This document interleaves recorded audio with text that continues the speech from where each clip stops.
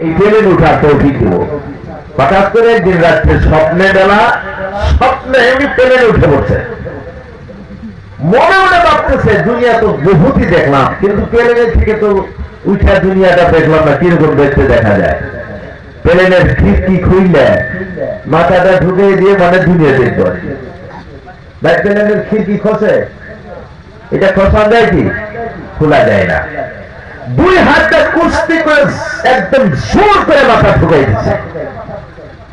দেওয়ার পরে কিছুক্ষণ পরে মাথা পিছনের দিকে মাথা টানে, আর বাইরে হয় না। কি ব্যাপার, কি মাথা বাইরে হয় না। তখন ভালো করে লক্ষ্য করে দেয় ব্যাপার, তার দাদি 25 বছর আগে ছিঁড়ে একটা খেতা দান করছে। ছিঁড়ে খেতা, এই খেতা ভাইরা ঘুরছে রাখছে, বুঝছে? দুটার পরে এই খাতার মধ্যে ছোট একটা কানা আছে আর কি, ছিদ্র। এই কানা টাইনা টাইনা বড় করে হেঁটে মাথা ঢুকিয়ে দিচ্ছে, বুঝছেন? পিছনের দিকে টানে খালি এই ছোটা ফ্যান বাজে, বুঝছেন? আর বাইরে না। কি ব্যাপার, কি উঠলাম পেলে খিড়কিতে মাথা দিলাম, তো মাথা দিয়ে ছোটার বাচ্চা ব্যাপার। তার স্ত্রীরে ডাকে, কই আছো? বলে আসি তো। কি হয়েছে? আমি উঠলাম পেলে না, এখন সিরা খাতার কানা দেওয়াটা ঢুকছে, একটু গায়ে ফিরে দেওয়া। বউ কর কিরে ভাই, 5 টাকা নাই ঝোলা। রিক্সার বাড়ার একটা সাহায্যের খবর নিতে গেছে, দেখেন তামসারি সর্বনেশা মরে না কেন? বন্ধুরা আমার, আমাদের মধ্যে অনেকে আছে প্যান্ডেলে বসা নাই, কিন্তু জাহাজের খবর নেয়, বুঝছেন? বাজারে বিড়ি খাইতেছে, অথচ বিড়ি খাইলে ছাগলের পাঠা থেকে গন্ধ বেশি হয়। কি ভাই, সাঁচা না নাই? রমজান মাস আসলে দেখবেন সকালে চেহারি খাইয়া 5টা ধরাইছে কমপক্ষে, 5টা এক লগে। এই যে রাস্তাঘাটে আমরা ঘুরি, আসামের বিভিন্ন জায়গায়, কলকাতা, বাংলাদেশ, উত্তর লক্ষিমপুর, গোলাঘাট, অনেক জায়গায় প্রোগ্রামে আপনাদের দোয়া আশীর্বাদে আল্লাহ পাক নিয়েছেন। কিন্তু কিছু সংখ্যক জায়গায় লেফটিং এর মধ্যে যখন যাওয়া যায়, দেখা যায় খালি বিড়ির মোটা। রে ভাই, খালি বিড়ির মোটা। কতজনে বলে যে ভাই বিড়ি খাইলে পায়খানা ক্লিয়ার হয়। কিন্তু ভাই এটা একটা কথা হইল, বিড়ি খাইলে যদি পায়খানা ক্লিয়ার হয়, মানুষের গ্যাসের গুড়ি খাইবো? কিন্তু হেঁটেই ভাল নাকি? কেউ কেউ বিড়ি কিনতে হারে না, মানে কেনা দিয়ে এরকম মোটার মধ্যে দুইটা লাশ মুদ্রা পর্যন্ত টানতে থাকে। বিড়ি টানতে টানতে, ভাঙ টানতে টানতে, কলকি টানতে টানতে লাস্টে মুখটা একবারে শেষ, কিছুই নাই, অবস্থা শেষ হয়ে যায়, কিন্তু টানা বাদ দেয় না। এরে বাবা, এইটা তো মুসলমানের জন্য নীতি নয়। আল্লাহ পাক বলছেন, এই বিশ্বের মুসলমান, এমন একদিন সময় তোমাদের সামনে আসবে, তোমাদেরকে সব কয়টা জিনিস নিয়ে তোমাদেরকে জিজ্ঞাসা করা হবে। আল্লাহ রাব্বুল আলামিন বললেন, ওয়াসআলুনাকা আনিল খামরি ওয়াল মাইসিরি কুল ফীহিমা ইসমুল কাবীর। আল্লাহু আকবার। আরো জোরে বলা যাবে আল্লাহু আকবার।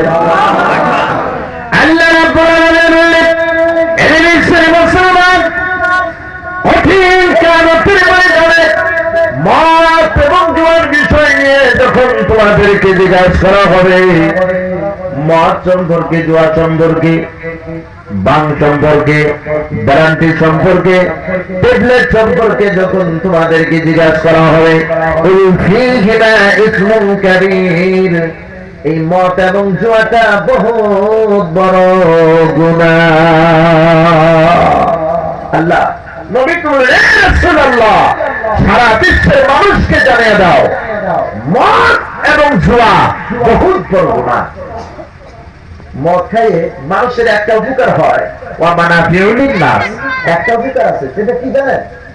বউকে মাতাল হয়ে মা করে, বুঝতে পারলেন? এর থেকে বড় উপকার মনে হয় নাই, আছে? মদ খাইয়া সোজা রাস্তাকে টাইনা ফেরা বেটা করে, নিজে দম সেজে যায়। কি বলবো না না বলবো কিচ্ছু সে বুঝতে পারে না। পারে কি? মুসলমানের অনেক সন্তান আছে, আমি মাইকে বলতে পারি মদ এবং জুয়া যদি মুসলমানের সন্তান না খায় প্রত্যেকটা মদের দোকান বন্ধ হয়ে যাবে, গ্যারান্টির দোকান বন্ধ হয়ে যাবে, চলবে না। তারা চট্টি পাট্টা গুড়ে বাড়ির দিকে যাবে, দোকান আর করবে না। বলেন ঠিক না? ঠিক। আজকে মুসলমান যেখানে যায় সেখানেই যদি মুসলমানের কোন জায়গায় সম্মান পাওয়া যায় না।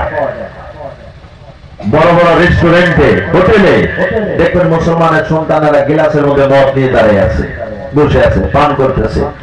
এই রাস্তায় অনেকদিন আগে আমি উত্তর লক্ষ্মীপুর প্রোগ্রামে যাইতে বান্দরদোয়া একটি জায়গার নাম আছে, সেই জায়গায় আমাকে ডাকাতে ধরছিল হোটেলে। সব কয়টা মানুষের মদ খাইতেছে, আমি একা। বন্ধুরা আমার, টাকা পয়সা যা ছিল কিছু নিচে কিছু নিতে পারে নাই। তার মধ্যে আমি একটা রায় দিয়ে নিলাম, আমার মনে হয় ওখানে মুসলমানের সন্তানই বেশি আছে।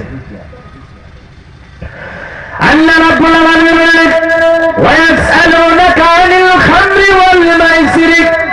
এই বিশ্বের মুসলমান মদ এবং জুয়ার বিষয় নিয়ে যখন তোমাকে জিজ্ঞাসা করা হবে, তোমার কোনো জবাব থাকবে না। কুল ফীহিমা ইসমুন কাবীর। এই মদ এবং জুয়াটা বহুত বড় গুনাহ। জোরে বলেন নাউযুবিল্লাহ। ওয়া মানাফিউ লিন-নাস, মানুষের জন্য কিছু ফায়দা আছে। যে ফায়দাটা আমি বলেছি, মানুষ যখন মদ খেয়ে ব্রেন কালো হয়ে যায়, মাথা রোগ হয়ে যায়, বাবাকে চিনে না, বউকে চিনে না, মাকে চিনে না, মা বউ বেটি সব মদের সামনে সমান হয়ে যায়। বলেন ঠিক না? ঠিক। আল্লাহ রাব্বুল আলামিন বললেন, ওয়া ইসমুহুমা আকবারু মিন নাফইহিমা। তোমার এই মদ এবং জুয়ার মধ্যে বেশি অংশ গুনাহ, আর কিছু তোমার ফায়দা আছে তার থেকে বেশি তোমার গুনাহ। বন্ধু আমার, আল্লাহ রাব্বুল আলামিন বললেন, ওয়া ইয়াসআলুনাকা মাযা ইউনফিকুন। বান্দারে, তোমরা যে রুজি রোজগার করো, তোমরা যে মেহনত করে কামাই করো, হয়তো মদের দোকানে নষ্ট করেছো। মহান আল্লাহ পাক আজকে আমাদেরকে এমন একটি মাহফিল বসার সুযোগ সুবিধা দান করেছেন, যেখানে বসলে আল্লাহ পাক আগে এবং পিছনের সমস্ত সগীরাত আল্লাহ মাফ করে দেন। আর একটু জোরে বলেন সুবহানাল্লাহ। ভাই সাফাটা একটু লাগাইয়া কোন সুবহানাল্লাহ। সাফাই বল নাই নাকি ভাই? বল আছে না নাই? এই ভাই সাফাই শক্তি আছে না নাই? আছে যদি সুবহানাল্লাহ একটু জোরে বলবেন সুবহানাল্লাহ। কারণ একবার সুবহানাল্লাহ বললে জান্নাতের ভিতরে একটা গাছ তৈরি হয়, সেই গাছের ছায়া সারাদিন ঘুরলেও শেষ করা যায় না। সেই জন্য একটা আওয়াজ বলবেন সুবহানাল্লাহ। আমাদের আজকে সৌভাগ্য হচ্ছে এখানে যারা বসছেন তারা মনে মনে ভাবতেছেন যে বোধ হয় আমরা ঠকছি। যারা বাজারে, তারা কেউ শিকড় খাচ্ছে, কেউ বিড়ি, কেউ সিগারেট, কেউ ভাঙ, এক একজন এক একটার মধ্যে ব্যস্ত। বন্ধু আমার, মুরগি যখন ডিম পারে, মুরগির ডিমগুলো আমাদের মা বোনেরা বাচ্চা ফোটানোর জন্য একটা ব্যবস্থা করে, খের দিয়ে। আপনাদের ভাষায় কি বলে এটা? খের দিয়ে যে বাদ বানিয়ে দেয়, আপনারা কি বলেন এটা?